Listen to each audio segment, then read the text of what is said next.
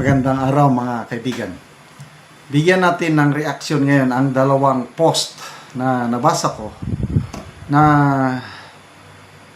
ang binubunyag dito yung mas malalim na dahilan kung bakit biglang nag-resign si Senator Ping Lacson as chairman ng Blue Ribbon Committee. Unahin natin ito kay Attorney Wilfredo Garrido. Sabi niya, "Don't quit, Ping Lacson." Bullied by Marcoleta, Ping Lacson says he will resign tomorrow. Actually, nag-resign na siya. Yung formality na lang pala. He will resign tomorrow as chair of the Blue Ribbon Committee. Why can't he stand up to this man?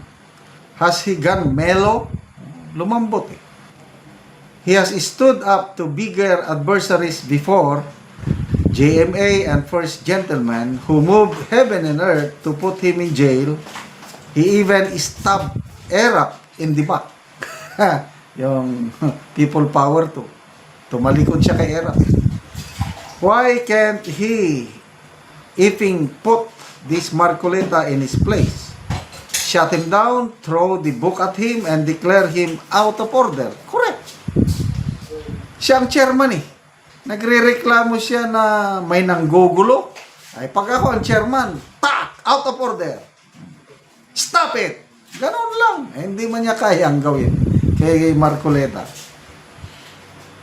Hail him to the Ethics Committee for repeatedly disrupting the proceedings and lawyering for the Discayas. We were rooting for him and did not expect him to surrender so easily, leaving his partner Soto in the lurch. Okay. Resigning will most likely break up the majority just days, ousting Cheese and pave the way for the return of the Duterte group with Alan Peter Cayetano as Senate President. Baka sa Lunes, iba na ang Senate President. What a disaster. We expected more from Lacson. He should think long and hard about it overnight, get some balls, and kick ass. Okay. So, nasasayangan si Attorney Garrido, Wilfredo. Ako, paborito kong lawyer ito. Kahit sino, binabatikos niya. Maka Duterte man, Marcos man, kung mali, talagang sinasabi niya. Very objective ang mga analysis ni Attorney Wilfredo Garrido. Ito,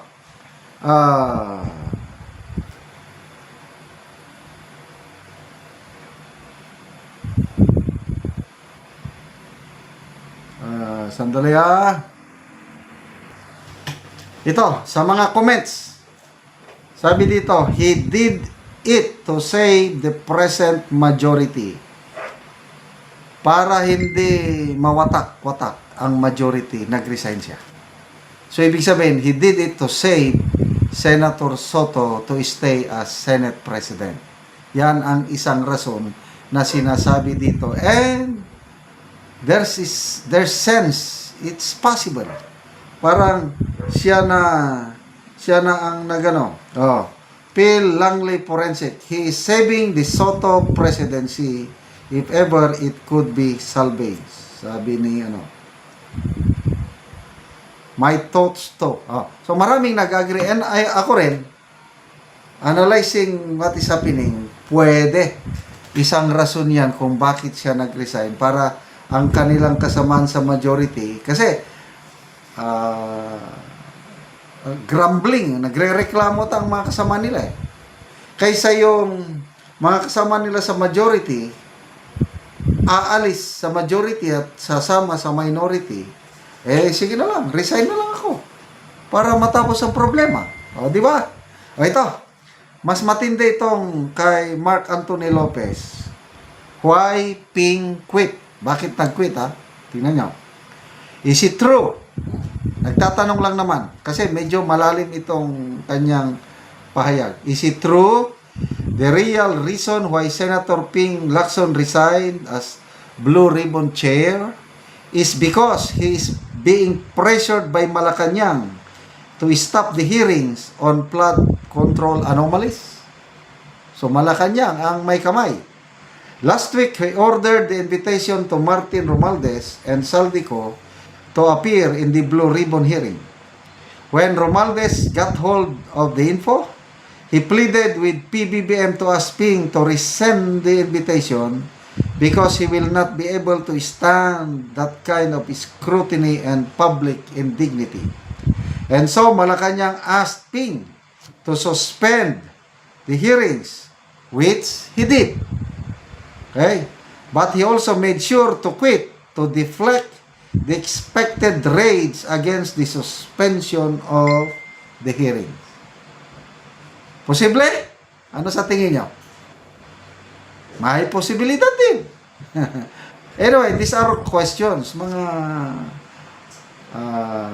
analysis ba ito ni Mark Anthony Lopez or opinion niya? Walang basihan. Haka-haka lang. Kasi nakakapagtaka eh.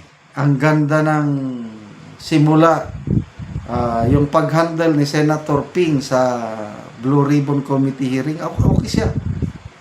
Kahit yung iba ayaw kay Senator Ping. Nung pinalitan niya si Senator Marcoleta, maraming umaayaw. Ako, okay lang ako. Kasi anti-corruption procedure siya, true and true. Ang ganda. Bigla na lang nagbago nung pumutok yung si Master Sergeant Orly Gutesa. Everything changed. Nakakapagtaka. Hanggang ito na sinuspend niya na. Ano sa tingin nyo? May kamay ba ang Malacanang?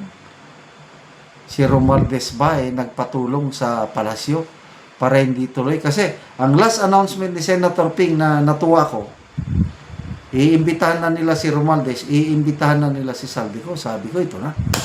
Totoo na ito. Hanggang nagsalita si Senator Aimee, sabi niya, wala na. Tiklop ng Blue Ribbon Committee hearing. Dahil ayaw nilang lumampas pa ang accountability hanggang Saldico lang ang gusto nila. Kaya wala nang hearing para hindi madamay yung iba. Ay, nako. So, tingnan natin anong mangyayari bukas. Salamat mga kaibigan sa inyong pagsubaybay sa ating channel.